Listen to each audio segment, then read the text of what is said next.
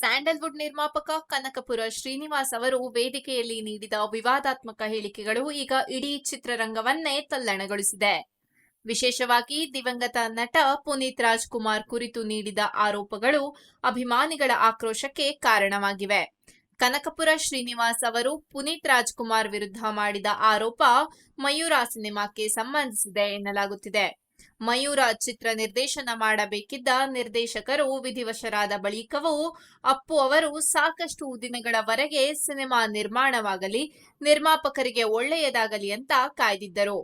ಆದರೆ ಸಿನಿಮಾ ನಿರ್ಮಾಣವಾಗುವ ಯಾವುದೇ ಲಕ್ಷಣಗಳು ಕಾಣದ ಕಾರಣ ತಮಗೆ ಕೊಟ್ಟಿದ್ದ ಅಡ್ವಾನ್ಸ್ ಹಣವನ್ನ ವಾಪಸ್ ಪಡೆದುಕೊಳ್ಳಿ ಎಂದು ಅಪ್ಪು ಅವರು ಹೇಳಿದ್ದರು ಎನ್ನಲಾಗಿದೆ. ಆದ್ರೆ ಕನಕಪುರ ಶ್ರೀನಿವಾಸ್ ಮುಂದೆ ಯಾವುದಾದರೂ ಸಿನಿಮಾ ಮಾಡೋಣ ಅಂತ ಅಪ್ಪು ಅವರಿಗೆ ಹೇಳಿದ್ರಂತೆ. ಮುಂದೆ ಕನಕಪುರ ಶ್ರೀನಿವಾಸ್ ಪುನೀತ್ ರಾಜ್ಕುಮಾರ್ ಅವರ ಜೊತೆ ಸಿನಿಮಾ ಕೂಡ ಮಾಡಲಿಲ್ಲ. ಅಲ್ಲದೆ ಬಹುಬೇಡಿಕೆಯ ನಟರಾಗಿದ್ದ ಅಪ್ಪು ಅವರ ಡೇಟ್ಸ್ ಗಳನ್ನ ವೇಸ್ಟ್ ಮಾಡಿದರು. ಈಗ ನೋಡಿದ್ರೆ ಅಪ್ಪು ಅವರ ಮೇಲೇನೆ ಆರೋಪ ಮಾಡ್ತಾ ಇದ್ದಾರೆ. ಹಾಗಾಗಿ ಪುನೀತ್ ರಾಜ್ಕುಮಾರ್ ಅಭಿಮಾನಿಗಳು ಕನಕಪುರ ಶ್ರೀನಿವಾಸ್ ವಿರುದ್ಧ ರೊಚ್ಚಿಗೆದ್ದಿದ್ದಾರೆ.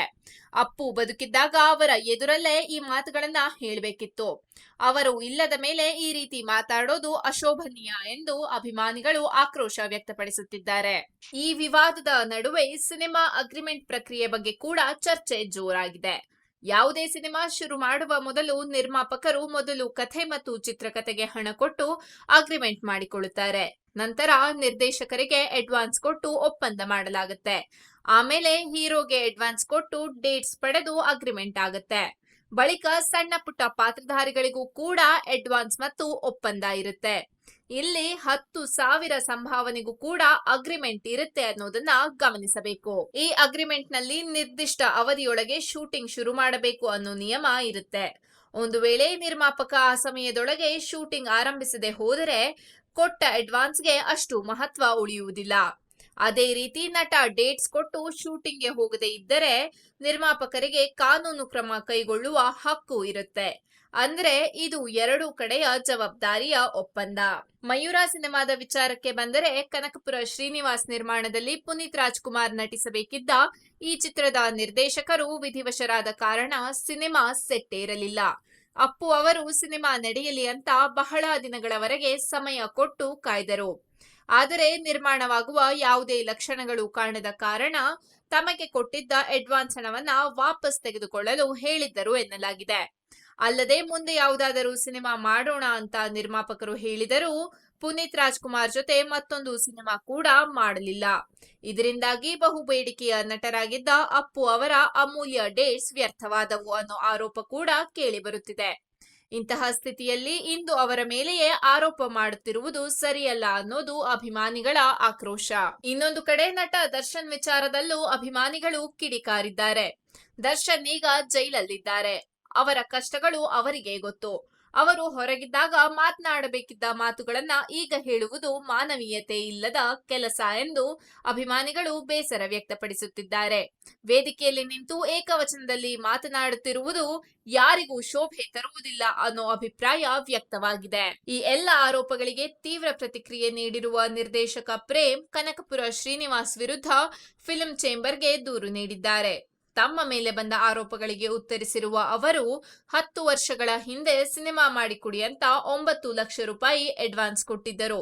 ಆ ಹಣ ನಂಬಿ ನಾನು ಆಫೀಸ್ ಮಾಡಿಕೊಂಡೆ, ಸಹಾಯಕರಿಗೆ ಸಂಬಳ ಕೊಟ್ಟೆ, ಸಿನಿಮಾ ಕೆಲಸಕ್ಕೆ ತೊಡಗಿಕೊಂಡೆ. ಆದರೆ 3 ವರ್ಷ ಅವರು ಸಿನಿಮಾ ಮಾಡಲು ಬರಲೇ ಇಲ್ಲ. ಆ ಅವಧಿಯಲ್ಲಿ ನಾನು ಬೇರೆ ಸಿನಿಮಾಗಳನ್ನ ಕೈಬಿಟ್ಟಿದ್ದೆ. ನಂತರ ಬಂದು ಹಣ ವಾಪಸ್ ಕೇಳಿದರು. ಅಷ್ಟರಲ್ಲಾಗಲೇ ಕತೆಗಾಗಿ ಸಾಕಷ್ಟು ಹಣ ಖರ್ಚಾಗಿತ್ತು. ಆದರೂ ಸಾರಾ ಗೋವಿಂದ್ ಅವರ ಉಪಸ್ಥಿತಿಯಲ್ಲಿ 5 ಲಕ್ಷ ರೂಪಾಯಿ ವಾಪಸ್ ಕೊಟ್ಟೆ. ಹೀಗಿದ್ದರೂ ವರ್ಷಗಳ ಬಳಿಕ ಮತ್ತೆ ಹಣ ಕೊಟ್ಟಿಲ್ಲ ಅಂತ ಆರೋಪ ಮಾಡೋದು ಸರಿಯಲ್ಲ ಎಂದು ಹೇಳಿದ್ದಾರೆ. ಈ ಹಿನ್ನೆಲೆ ಮಾನನಷ್ಟ ಮೊಕದ್ದಮೆ ಕೂಡ ದಾಖಲಿರಿಸುವುದಾಗಿ ತಿಳಿಸಿದ್ದಾರೆ. ಇದಕ್ಕೆ ಜೊತೆಗೆ ನಿರ್ದೇಶಕ ಎಪಿ ಅರ್ಜುನ್ ಕೂಡ ನಿರ್ಮಾಪಕ ಕನಕಪುರ ಶ್ರೀನಿವಾಸ್ ವಿರುದ್ಧ ತೀವ್ರವಾಗಿ ಪ್ರತಿಕ್ರಿಯಿಸಿದ್ದಾರೆ. ಅವರ ವರ್ತನೆ ನೋಡಿದ್ರೆ ಮಾನಸಿಕ ಸ್ಥಿಮಿತ ಕಳೆದುಕೊಂಡಂತೆ ಕಾಣುತ್ತದೆ. ಮನೆಯವರು ಅವರಿಗೆ ಚಿಕಿತ್ಸೆ ಕೊಡಿಸೋದು ಒಳ್ಳೆಯದು. ನಾವು ಮಂಡ್ಯದವರು, ನಮಗೂ ಏಕವಚನದಲ್ಲಿ ಮಾತನಾಡಲು ಬರುತ್ತದೆ, ಆದರೆ ಸಂಸ್ಕಾರ ಅಡ್ಡ ಬರುತ್ತೆ ಎಂದು ಎಚ್ಚರಿಕೆ ನೀಡಿದ್ದಾರೆ. ತಮ್ಮ ಅನುಭವ ಹಂಚಿಕೊಂಡಿರುವ ಅವರು 2014ರಲ್ಲಿ ಧ್ರುವ ಸರ್ಜಾ ಜೊತೆ ಸಿನಿಮಾ ಮಾಡುವುದಾಗಿ ಹಣ ಕೊಟ್ಟು ನಂತರ ಕಲಾವಿದರ ಡೇಟ್ಸ್ ತರುವಲ್ಲಿ ವಿಫಲರಾಗಿ ವರ್ಷಕ್ಕಿಂತ ಹೆಚ್ಚು ಕಾಲ ಕಾಯಿಸಿದರು. ಕೊರೋನಾ ಸಮಯದಲ್ಲಿ ಬಂದು ಹಣ ವಾಪಸ್ ಕೇಳಿ ಕಚೇರಿ ಬಳಿ ಗಲಾಟೆ ಮಾಡಿದ್ದರು ಎಂದು ಆರೋಪಿಸಿದ್ದಾರೆ. ಒಟ್ಟಾರೆ ನೋಡಿದ್ರೆ ಇದು ಒಬ್ಬ ವ್ಯಕ್ತಿಯ ಕೋಪದ ಮಾತಿನಿಂದ ಶುರುವಾದ ವಿವಾದ.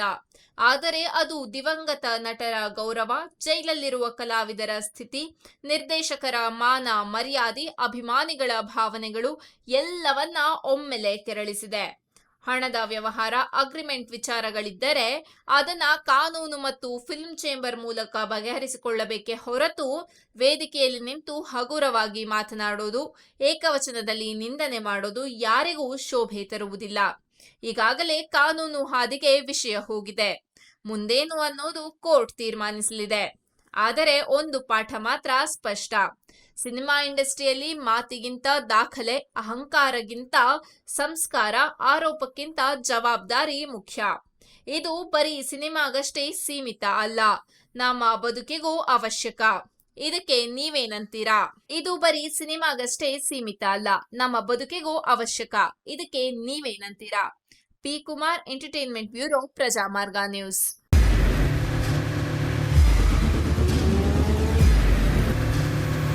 ಪ್ರಜಾಮಾರ್ಗ ನ್ಯೂಸ್, ಇದು ಜನಸಾಮಾನ್ಯರ ಧ್ವನಿ. ನಮಸ್ಕಾರ.